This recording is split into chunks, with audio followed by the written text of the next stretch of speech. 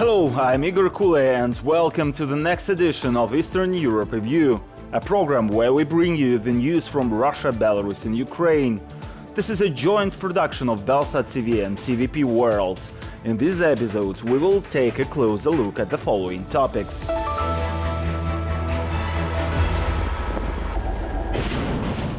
Has the regime in Belarus already started producing ammunition for the Russian military? Artisanal production of rockets is available even to terrorist organizations fighting in the Middle East. How did Lukashenka try to fool the star of Russian propaganda? I don't know, but 1 million people will die immediately. Life in one of Russia's poorest regions during the war. Why do the residents of Kalmykia volunteer to kill Ukrainians? There are no jobs, but the authorities are promising a lot of money. Belarus seems to be starting its own production of ammunition following an order issued by the dictator Lukashenka. It can be assumed that this production is intended to meet Russian needs. The self-proclaimed president personally visited the factory where the ammunition will be manufactured with a crowd of journalists present. Are these plans real? Or is the announcement of ammunition production merely a propaganda bluff? Belarus has begun producing ammunition. The State Military Industrial Committee of Belarus reported to the self-proclaimed president, Alexander Lukashenka, that it has fulfilled his order and launched serial production of 122mm projectiles for the Grad multiple launch rocket systems. The dictator personally visited the factory where the ammunition assembly takes place. According to the Belarusian Hayun group, which monitors military activity in Belarus, the factory visited was BSVT New Technologies near Dzержinsk. Indeed, this news doesn't seem unlikely, as the production of unguided rockets doesn't require much complexity.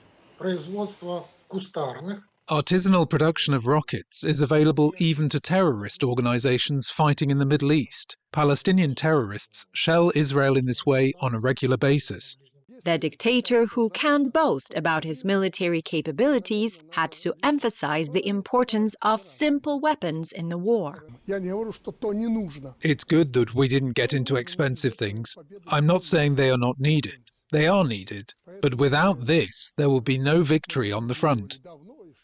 It seems like Lukashenka's actions are more inclined towards supporting his ally Putin by providing ammunition and weapons rather than indicating his own intention to engage in direct combat. The recent report from the Community of Railway Workers of Belarus suggests that Lukashenka has already supplied 130,000 tons of ammunition to the Russian army during the first year of the full-scale war in Ukraine. It isn't a critically large number, but a symbolic contribution that has claimed the lives of many people.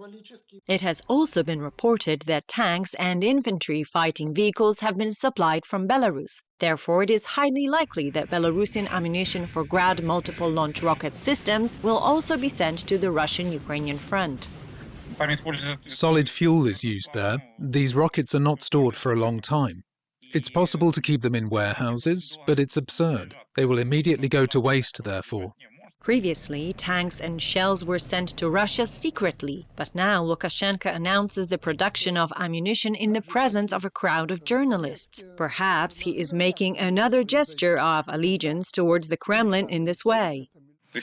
He kind of says, you see, we don't only ask, we also help. We also have something to give. But it can be ruled out that this military-industrial visit of Lukashenka is intended for propaganda and disinformation directed against Ukraine. When there is a war, there can be various attacks from different sides. Disinformation is used to mislead the enemy. According to Lukashenka's statement, which was echoed by state propaganda, Belarus is planning to produce between 10 to 15,000 rockets for the Grad multiple launch rocket systems. However, they did not specify the time frame for this production, whether it is within a month or a year. Lukashenko is threatening to kill millions of people as he claims to have received tactical nuclear weapons from Putin, which has been confirmed by the Russian president himself. This week, Lukashenko discussed the presence of nuclear weapons in Belarus during an interview with a Russian propaganda journalist. The dictator also outlined the conditions under which he could potentially join the war against Ukraine and identified those whom he sees as his enemies. Let the enemies tremble, Olya. During the interview, Lukashenko was boasting about the presence of tactical nuclear weapons in Belarus, while Olga Skabeyeva, journalist from the Russian propaganda TV channel Rossiya 1, was listening attentively. Lukashenko proudly asserted that the weapons have the potential to cause the death of millions of people. We have rockets and bombs that we received from Russia. These bombs are 3 times more powerful than the ones used in Hiroshima and Nagasaki, where more than 80,000 died instantly from a single strike. And this bomb alone is 3 times more powerful. This is, well, I don't know, but 1 million people will die immediately. It seems that Lukashenko is exaggerating certain claims. Tactical nuclear weapons typically do not possess such a destructive power. However, the presence of such weapons in Belarus certainly bolsters Lukashenko's perceived strength. He asserts that the entire country is preparing for war, which includes the reconstruction of former Soviet nuclear storage facilities, with at least 5 of them confirmed. Furthermore, there are ongoing efforts to modernize military equipment within the country. As for the nuclear weapons, that's not all that he received from Putin. And what is the agreement about? Do you think that there is a threat of aggression? Then you will have to call Putin. It doesn't seem like this. Listen, I often hear, this is a Russian weapon. Without Russia, he will not apply anything. Listen, if war starts, will I look around? No. Wherever he is at that moment, he will pick up the phone. That said, Lukashenko does not have access to nuclear weapons. He would still need to rely on Putin and seek permission. Therefore, his threats to kill millions of people should not be taken seriously. The control over weapons will remain with Russia, as stated in the document signed by the defense ministers of Russia and Belarus, Sergei Shoigu and Viktor Khrenin. From the very beginning, it was said that Lukashenko would not have access to these nuclear weapons. Their presence is a propaganda tool and a way to appease his own electorate. He wants to say, the regime is safe, everything will be fine. But at the same time, these nuclear weapons are in a precarious position, being both safe and dangerous at the same time. Because when these weapons are destroyed, it is clear where the explosion will occur. According to Alexander Kazak, it is impossible to view Lukashenko as a neutral player. If there is a spiral of nuclear escalation, the deployment of nuclear weapons in Poland and Lithuania, then no one knows what's going to happen. What we know now is that the Americans are not in the mood to react to this. Lukashenko is playing his own game. When he mentions an external threat, he is referring to Western countries. He feels offended by the West, particularly by the sanctions imposed on him and his family. He is also offended because these circumstances have made him dependent on Russia. Therefore, when asked by Skabeyeva about the conditions under which he would be ready to engage in the war in Ukraine, he responded in the following way. We will definitely take part if there is any aggression against us. We now have enough power to respond.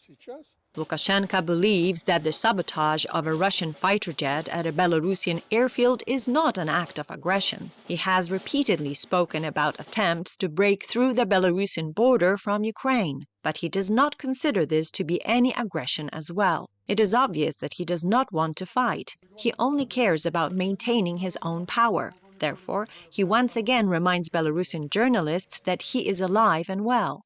All these are lies, and you don't have to believe them. I stood on my feet, I ran, I jumped, I even played hockey. Lukashenko talks about the times when rumors about his illness appeared on the internet. It was even claimed that Putin's people had poisoned him and he had been dying. But now he appears to be in better health and is once again involved in his political intrigues. He does not disclose when or in what quantity the remaining tactical nuclear weapons will arrive. However, if they are indeed already in Belarus, then the country is under threat.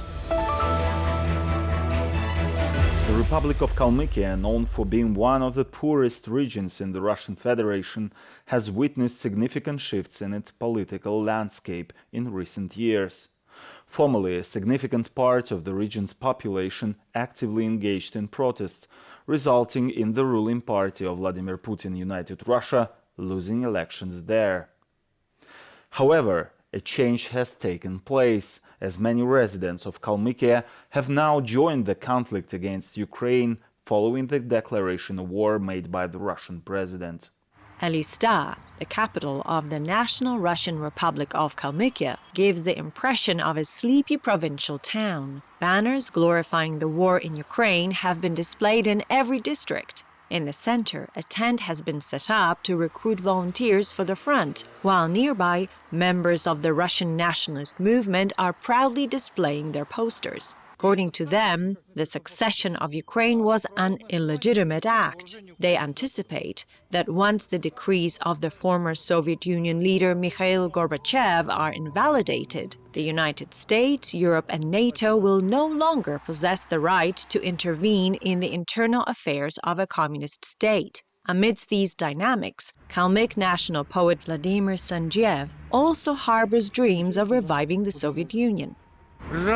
Sooner or later, the Ukrainian people will finally understand that Russia wishes them the best. I am sure that the Ukrainian people, the soldiers who are fighting for NATO, for America, will understand this and lay down their arms. Because Ukraine and Russia are the Soviet Union. We have a strong sense of brotherhood. We are brothers. When asked about the aspirations of people in the Republic to revive the USSR, pensioner Valery Badmayev merely shrugs his shoulders. Valery, along with his comrade, is involved in delivering clothes and food to a penal colony where a former city hall official, the first resident of the Republic, is serving a sentence for spreading what is referred to as fakes about the Russian army. Another criminal case under the same charges has already been initiated against Valery himself. Nevertheless, he continues to openly express his anti-war stance.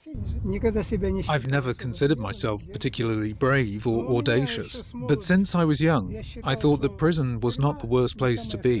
Why did I grow up that way? I don't know. But here in Kalmykia, there were fights all the time. I remember my youth.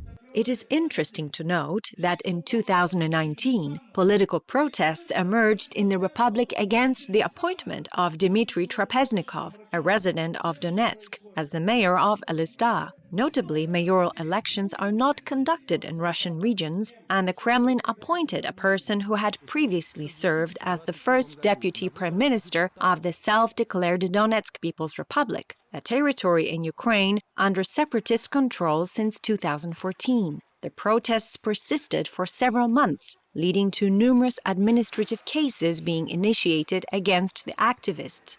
The story reached its climax during the 2021 elections to the State Duma, where local residents refrained from voting for the ruling party United Russia, and instead, the communists secured the first-place position. However, when Putin initiated the war against Ukraine, the Kalmyks were among the first to voluntarily present themselves at the military registration and enlistment offices. Some people said that we're Kalmyks, so we went to war. Our ancestors have always fought, so we're fighting, no matter what for. But most of the men went to war. Maybe some of them wanted to go as there are no jobs in Kalmykia. There are no jobs, but the authorities are promising a lot of money. Buddhism holds a significant influence in Kalmykia. In the autumn of 2022, a notable event occurred when the Supreme Lama of Kalmykia became the first religious figure of such high status to openly condemn the Russian invasion of Ukraine. As a consequence, the authorities labeled him a foreign agent, accusing him of serving the interests of other states. Consequently, the Lama decided to resign and currently resides in Mongolia. The new Buddhist leadership seems to avoid discussing the topic of the war and remains silent on the matter. Our freedom, the freedom of Russia, depends on the Ukrainian armed forces. Unfortunately, it doesn't depend on us. We were born like that in Russia. As Valery Badmayev says, a significant number of people in the Republic desire Kalmykia to become an independent state within a democratic federation. However, the oppositionist believes that there are limited prospects for both Russia and Kalmykia as long as Vladimir Putin's regime remains in power. And that's it for today. Eastern Europe Review will be back next Sunday. Please stay with us, keep watching TVP World, and support Ukraine.